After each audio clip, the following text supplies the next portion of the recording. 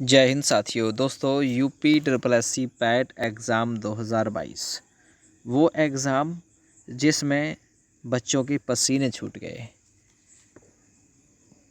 लाखों की संख्या में जो बच्चे हैं उन्होंने एग्ज़ाम छोड़ दिया इसी वजह से, क्योंकि शासन और प्रशासन की तरफ से और यूपी ट्रिपल एस सी की तरफ से जो एग्ज़ाम के पुख्ता इंतज़ामात नहीं किए गए थे।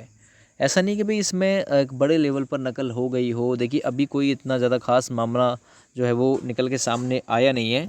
बस ये मामला तो आया है कि अब तक लगभग 31 से ज़्यादा लोगों को पकड़ा जा चुका है जो सेंध लगाने की फ़िराक में थे, लेकिन एसटीएफ ने उनको दर दबोचा। तो देखिए, जो 2022 में UP triple S C PET का एग्ज़ाम 15 व 16 अक्टूबर को संपन्न कराया गया लगभग 4 पालियों में, और जिसमें लगभग 37 लाख बच्चों को बैठना था, इससे अधिक बच्चों को, यानी एक शिफ्ट में लगभग 9 लाख बच्चों को एग्ज़ाम देना था। लेकिन शासन की जो प्रबंध किया गया था, जो एग्ज़ाम के लिए प्रबंध किया गया था, वो पुख्ता नहीं था, इसलिए लाखों की संख्या में जो बच्चों ने एग्ज़ाम है ये छोड़ दिया है।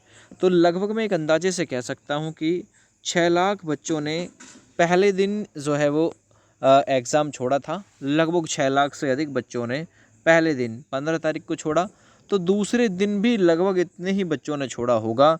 तो कुल मिलाकर लगभग मैं कह सकता हूँ कि 12 लाख बच्चे ऐसे हैं जो इस एग्ज़ाम को छोड़ चुके हैं 37 में से। तो ये एग्ज़ाम लगभग दिया कितने लाख लोगों ने है, तो मैं कहूँगा कि 24 लाख की समथिंग में जो बच्चे हैं उन्होंने इस एग्ज़ाम को दिया है। ठीक है ना। एग्ज़ाम का स्तर कैसा था, पहले मैं आप लोगों के इन सवालों के जवाब दे देता हूँ कि जो एग्ज़ाम का स्तर था वो कैसा था। देखिए, जो एग्ज़ाम का स्तर था वो इजी टू मॉडरेट आप लोग कह सकते हैं। पहले का जो एग्ज़ाम था जो साल 2021 में कराया गया था, उसके मुकाबले थोड़ा सा हल्का सा अपर लेवल का आप लोग इसे कह सकते हैं। मैंने चारों जो शिफ्ट है उसका एनालिसिस किया है, देखा है, ठीक है, निरीक्षण किया है। तो यही मतलब प्रतीत हुआ है कि पहले के मुकाबले थोड़ा सा उलझाने वाले सवाल अब की बार ज़रूर आए थे। परसेंटाइल पर इसका क्या प्रभाव पड़ेगा? तो देखिए, मैं आप लोगों से इतना भी कह रहा हूँ, इतना भी बुरा पेपर नहीं आया था अब की बार, और ना ही पिछली बार इतना बुरा पेपर आया था। आप लोग इतना तो आसानी के साथ में कर सकते थे, 65 प्लस तो आसानी के साथ में कर सकते थे, इतना तो था। ठीक है ना। अगर इससे कम किसी के मार्क्स हैं तो भाई वो थोड़ी उम्मीद अपने आप इसे कम रखे, ठीक है ना। कि क्या हो पाएगा क्या नहीं हो पाएगा ये तो आगे की बात है, क्योंकि आप लोगों ने देखा होगा अभी हाल फिलहाल में 83 मतलब नंबरों पर भी जो बच्चे हैं वो आगे, और 83, 81, 82, 62, 63 इन बच्चों को भी एग्ज़ाम देने के लिए मेन एग्ज़ाम के लिए बुलाया गया था। तो देखिए, ये तो बाद की बात है, ठीक है ना। फ़िलहाल इतना मैं कहूँगा कि जो पेपर का स्तर था वो थोड़ा सा इजी टू मॉडरेट था, लेकिन इतने से ज़्यादा आप लोग कर सकते थे। 65 प्लस आसानी के साथ में आप लोग कर सकते थे।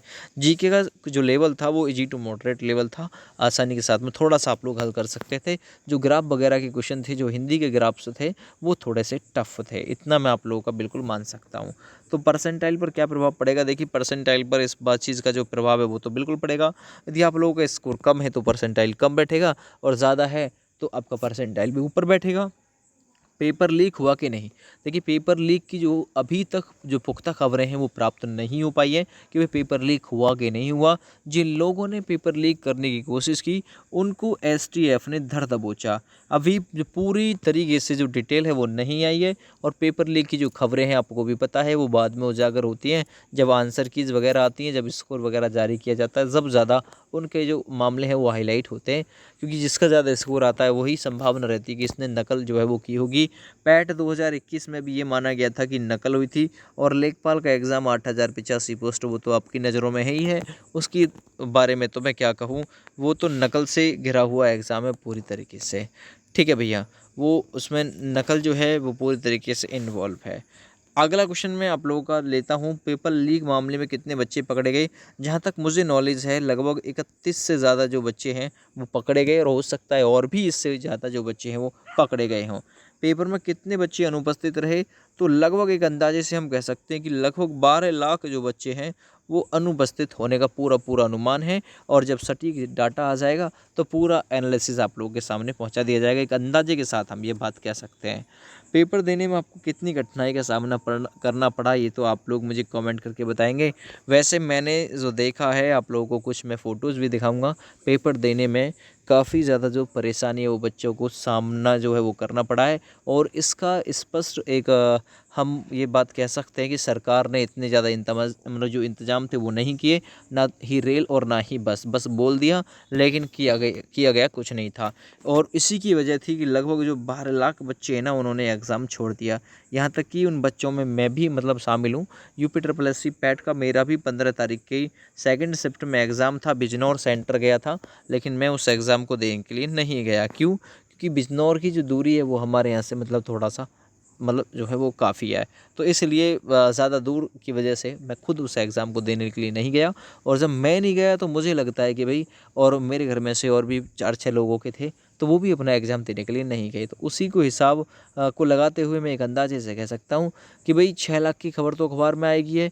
और इसकी अंदाजे से हम कह सकते हैं कि चारों से मिलाकर कुल 2 दिनों में लगभग 12 लाख बच्चों ने ये पेपर छोड़ दिया होगा।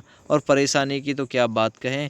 परेशानी देखिए, ये कुछ इस प्रकार से शायद हो सकता है इनमें से कोई फ़ोटो पुराना भी हो, ऐसा भी हो सकता है। लेकिन जो अभी शामिल किए गए हैं, तो मेरे पास में यही आ रहे हैं। देखिए, आप लोग सामने देखिए, कुछ इस प्रकार का जो मामला है वो सामने आप लोग देख पा रहे हैं। खचाखच भरे हुए हैं। ये UPSSC पैट का पेपर देने वाले कैंडिडेट हैं। इसका मतलब है बेरोज़गारी का क्या आलम है।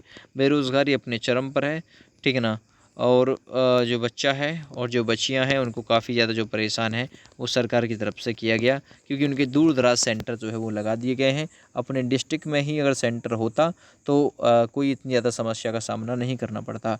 हरदोई का सरकारी शिक्षक सरगना कई सॉल्वर संपर्क में उसके, तो मध्य प्रदेश की बीएड परीक्षा प्रकरण में भी जेल जा चुका है। STF की जांच में खुलासा हुआ, शिक्षक ने ही सैफ व रघुवीर की कराई थी डील।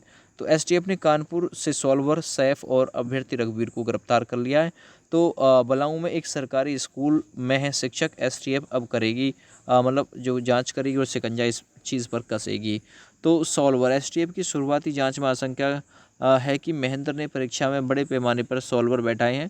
पहले ही दिन 2 पकड़े गए। STF ने इस संबंध में इनपुट भी जुटाया। जब तक परीक्षाएं होगी तब तक STF की निगरानी जारी रहेगी। आसपास के शहरों में STF बड़ी कार्रवाई कर सकती है।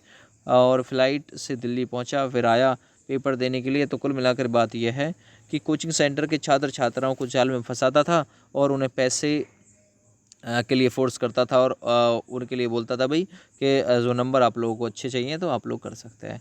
आसान लगे अंग्रेजी के सवाल, औसत रहा पेपर। 74% ने दी परीक्षा। ये प्रयागराज का डाटा है। वो ओवरऑल डाटा मैंने आप लोगों को बताया कि लगभग जो एक अंदाज़ा है वो 66% के समथिंग है, कि 66% के समथिंग में जो बच्चे हैं उन्होंने जो एग्ज़ाम है वो दिया है। PET परीक्षा धांधली में STF को फामाफऊ की शिवम की तलाश। तो जगह जगह पेपर जो है वो मामला लीक तो हुआ है। आंकड़ों के विश्लेषण में उलझे PET के अभ्यर्थी। तो मैंने आप लोगों को जो बताया था कि भाई जो ग्राफ वाले क्वेश्चन हैं, तो उनमें जो अभ्यर्थी हैं वो ज़रूर उलझे हैं। और एक सामान्य हिंदी से ग्राफ जो आया था उसमें भी जो बच्चे हैं वो उलझे हैं। तो PET में सेंध लगाते 21 पकड़े। कुछ इस प्रकार का मामला भी सामने के लिए देखने के लिए मिल सकता है।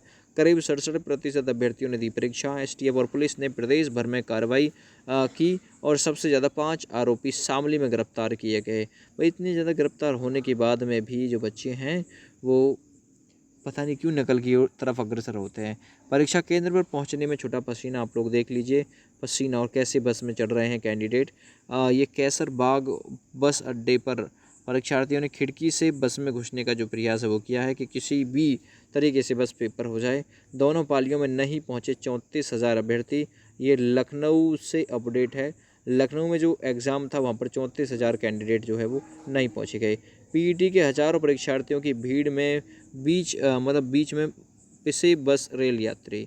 तो कुछ इस प्रकार का जो आलम है आप लोग देख सकते हैं। बेरोज़गारी का आलम है। 10 मिनट भर गई गंगा गोमती। महिला बोगी लगेज यान में बैठे परीक्षार्थी। सोशल मीडिया में छा रहा सैलाब। हेल्पलाइन चली न PNR स्टेटस, कुछ नहीं चला। पहले दिन 6 लाख से ज़्यादा बच्चों ने छोड़ दी परीक्षा। 21 सॉल्वर बैठे, गिरफ्तार कर लिए गए। डेडलाइन पर मतलब ये छोड़ दीजिए, आपका मसला जो है वो नहीं है। तो कुल मिलाकर बात ये है, आप अपना एग्ज़ाम जो है वो करके आए हैं। अब वो आपका जो स्कोर है वो बताएगा, और नेक्स्ट जो भर्ती आएंगी उनमें मेन एग्ज़ाम के लिए किस किस को बैठाया जाएगा, ये आगे आने वाले भविष्य में आप लोगों को देखने के लिए इसके बारे में ज़रूर मिलेगा। चलिए भैया, जय हिंद।